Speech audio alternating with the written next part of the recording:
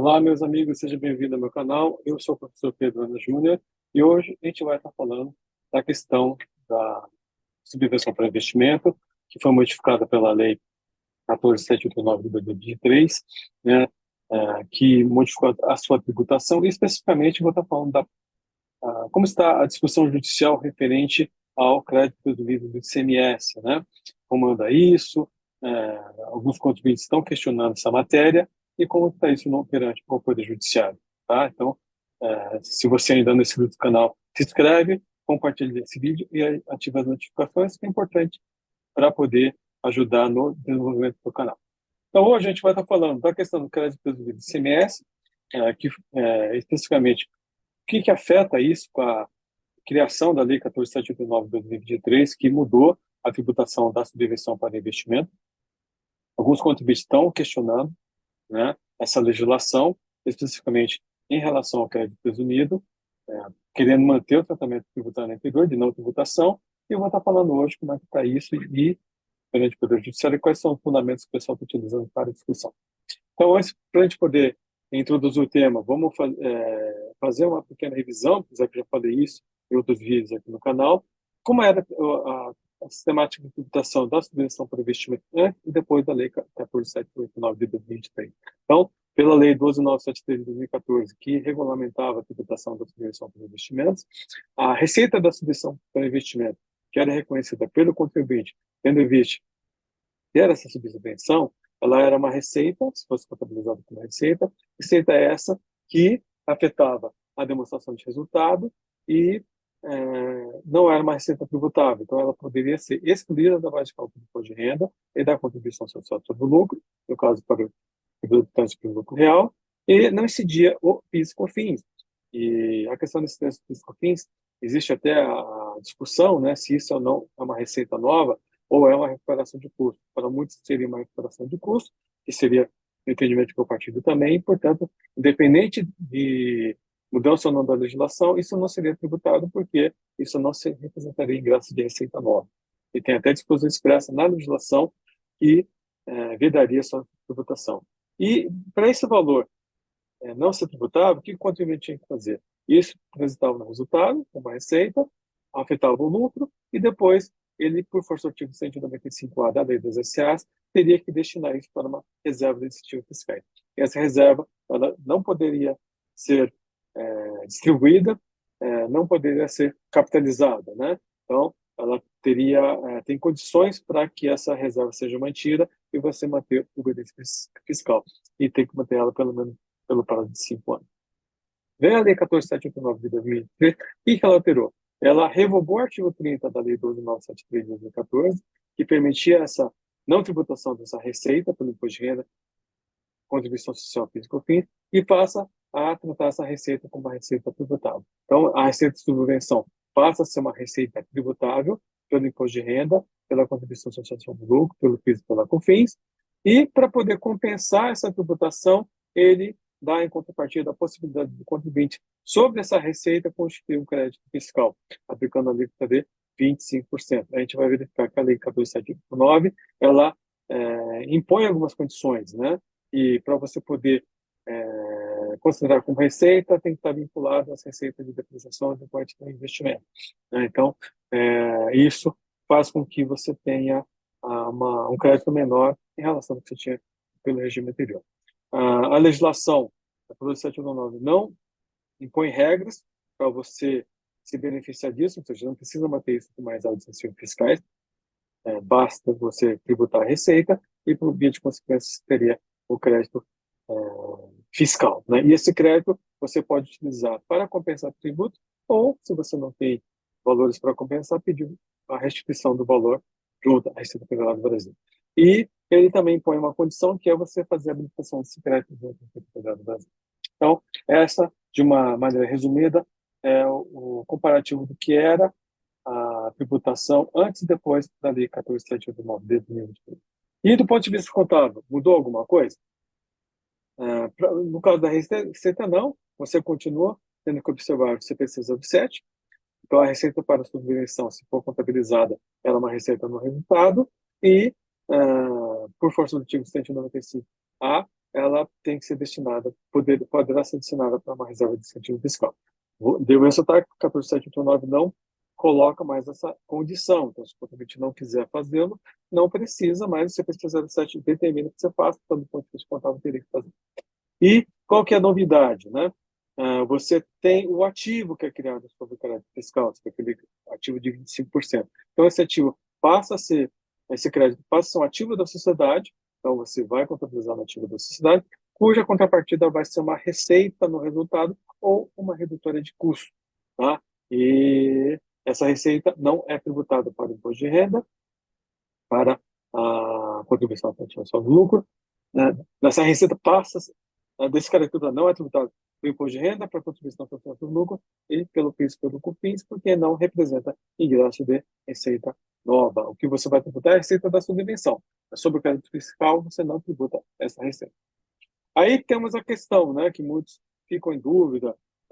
Professor, o que eu faço? Eu já tenho uma ação judicial, já estou discutindo a restrição, né, da tributação da 12973 de 2014, e o que eu faço? Eu devo ingressar com uma nova medida judicial? E aí tem que analisar cada caso. Então, se você entrar com uma ação judicial discutindo a Lei 12973 de 2014, e você, por exemplo, tem um trânsito julgado em relação a essa matéria, ela é aplicável para aquela legislação. Então, ele tem que verificar o pedido judicial que você fez. Se você entrar com a discussão antes da Lei 12973, aí pode ser que você não precise ingressar com uma nova ação judicial. Aí teria que consultar seu advogado para verificar qual seria a melhor situação para você. Então, você tem aquela situação que a empresa já tem o trânsito julgado, temos a empresa que não tem ainda trânsito julgado, aí está dependendo, né, de uma decisão, seja do tribunal, seja do próprio STJ em relação a essa matéria, né, e teria que verificar se vale a pena ou não discutir. Pode falar, teria que olhar a ação judicial que você tem, qual é o pedido que foi efetuado, o que você está discutindo. E naqueles casos que a empresa não tem discussão judicial, né? Ou seja, com base no precedente do STJ, ela resolve aproveitar administrativamente o crédito, né? O crédito presumido de semestre. O que ela faz, né? Então, ela vai esperar vir uma autuação fiscal, vai se defender, vai impugnar, vai recorrer e esperar que o CARF se manifeste em relação a isso. Teve esse precedente do STJ, entendo que existe uma possibilidade de, no CARF, a empresa ter uma decisão favorável. Mas é aquela coisa, depende de cada caso, depende do que vai estar sendo discutido, o que for atuado, tem que analisar a situação e o que o contribuinte vai decidir, custo-benefício. Questão de segurança, discute judicialmente, né, tendo em vista os precedentes favoráveis que a gente tem em relação a essa matéria. Aí você já tem uma decisão judicial que estaria amparando o seu procedimento. E aí, em relação ao crédito presumido do ICMS, como é que fica a discussão, né? Então, para a gente poder avançar o tema, vamos conceituar, né? O que é o crédito presumido do ICMS, né? Crédito presumido do ICMS ou crédito otorgado é um mecanismo utilizado pelo Estado ou pelo Federal, que é o tributo estadual, para desonerar o contribuinte da carga tributária incidente nas operações praticadas, né? Não é um crédito oriundo das entradas de mercadorias tributadas pelo ICMS.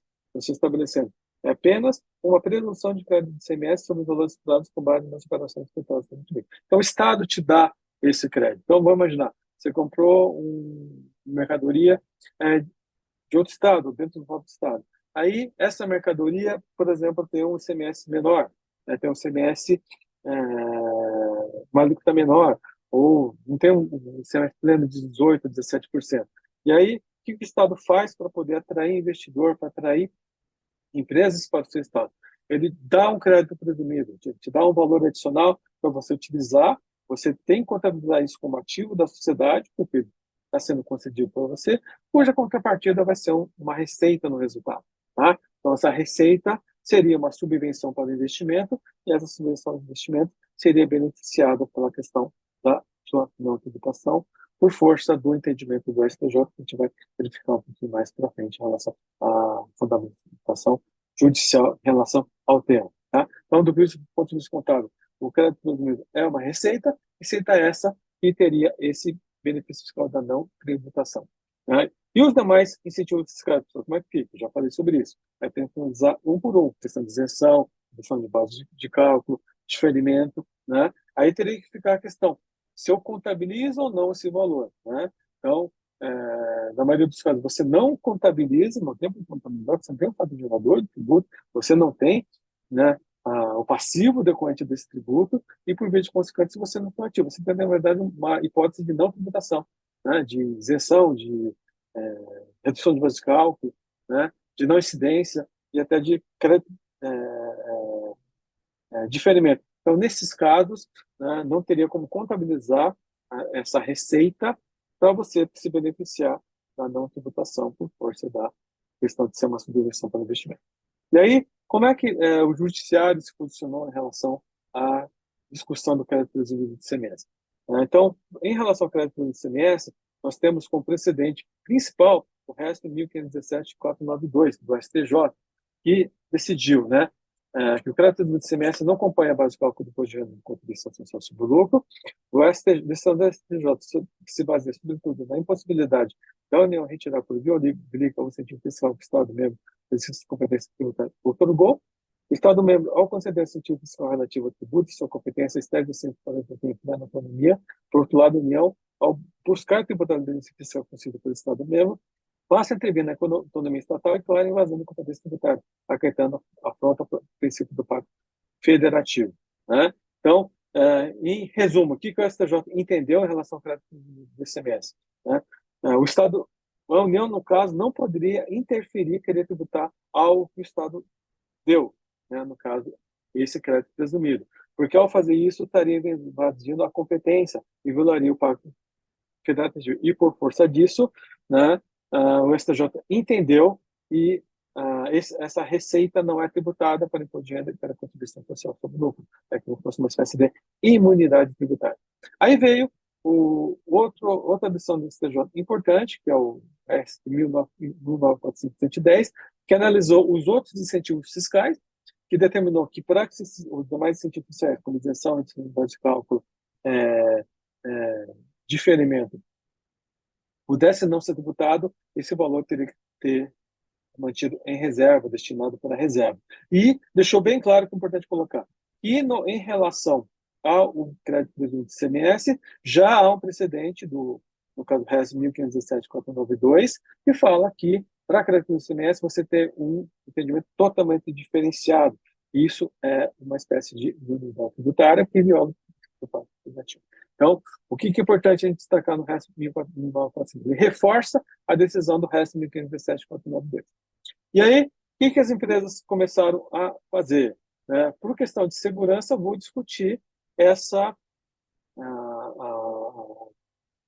tributação introduzida pela Lei 14.789 de 2023. Apesar de já ter uma decisão judicial, apesar de ter um ponto julgado, como é uma lei nova, não quero ter surpresa, vou discutir, e foram perante o Poder Judiciário. E aí, felizmente, o Poder Judiciário tem entendido favoravelmente o contribuinte, tendo visto esse precedente do STJ, o RESP 1517, 492, dizendo que, tendo visto esse precedente, tendo visto a questão da violação do pacto federativo, né, se mantém o entendimento do STJ. Então, nós temos essa liminar do Distrito Federal, a primeira, né, delas, depois temos outra de São Paulo, todas essas na mesma linha. Basicamente, o que eles falam? Eles falam que se aplica já a jurisprudência do STJ, mantendo-se o entendimento, citando o RESP 1517.492. Tá?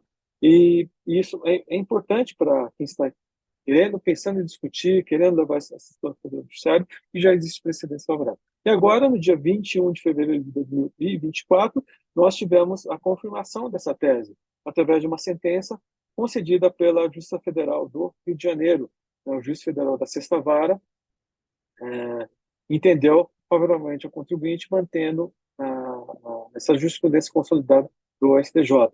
Primeira coisa que ele fala, que é importante dizer, que ele entende que não há ilegalidade, né, trazida pela Lei 14.789, né, de dispor de maneira diversa que a lei anterior trata, porque não alterou o conceito de subvenção, mas apenas mudou a forma como o contribuinte poderá denunciar os valores respectivos, ou seja, não previu hipótese de subvenção não serem computadas do real, porque a mera observância do artigo 30 geraria presunção de subsistência. Agora, para fazer jus ao crédito fiscal, subvenções, o contribuinte deverá estar junto da habilitação e demonstrar que as subvenções foram devidamente empregadas. Então, ele fala que não há ilegalidade em relação à Lei 14.789 de 2023, né? Só que, o que ele fala, né? Ele mantém o entendimento, e em relação ao crédito presumido de ICMS, né, se mantém o entendimento do RESP 1517.492 do STJ, né, e apesar de ter uma alteração legislativa, né, da Lei 14.789, ele diz que a situação em relação ao crédito do ICMS é inalterada, porque se mantém os critérios que o STJ decidiu. Então, por força disso, o juiz manteve a decisão, né, que ele já tinha dado em sede liminar, para afastar a tributação do crédito presumido do ICMS por força, né, da decisão consolidada do STJ em relação à sonetária, por questão da violação do pacto federativo, algumas forças de liberdade tributária. Portanto, não haveria que se falar em tributação desse valor. Esse precedente é bastante interessante, bastante importante para quem está querendo levar, pensando em discutir essa matéria, e vamos aguardar que os tribunais possam manter esse entendimento e vamos aguardar essa discussão chegar para o Poder Judiciário, até o STJ. Então, concluindo essa videoaula, então, temos vários contribuintes discutindo essa matéria perante o Poder Judiciário. O crédito presumido do ICMS, no meu entender, não deve ser tributado por força do que o STJ já decidiu, se mantendo o entendimento do RESP 1517.492, e isso como se fosse uma imunidade tributária, que viola o princípio do Pacto Federativo, portanto, a União não poderia invadir a competência do Estado, que concedeu esse crédito presumido, e vamos acompanhar a evolução da discussão até chegar ao STJ. Então, é isso que eu queria falar nessa videoaula. Espero que tenham gostado. Gostou, compartilha. Se inscreve no canal, né, e dá o seu like, que isso é importante para o desenvolvimento do tempo. Obrigado, até a próxima.